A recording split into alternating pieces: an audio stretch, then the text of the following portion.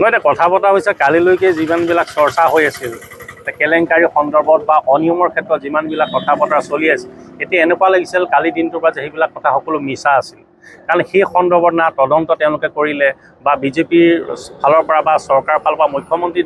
ডাঙৰীয়াৰ ফালৰ পৰা কোনো ষ্টেটমেণ্ট দিয়া আমি পৰিলক্ষিত নহ'ল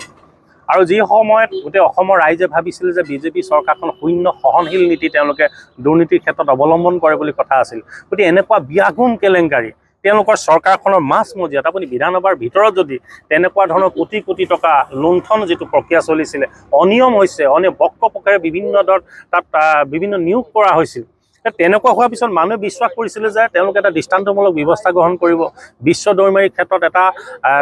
দৃষ্টান্তমূলক ধৰণে কিবা এটা ব্যৱস্থা গ্ৰহণ কৰিব শাস্তিমূলক ব্যৱস্থা গ্ৰহণ কৰিব বুলি অসমৰ ৰাইজে ভাবিছে কিন্তু ভবাটো কালিৰ পৰা দেখিছোঁ যে এটা অমূলক কথা হৈছে আৰু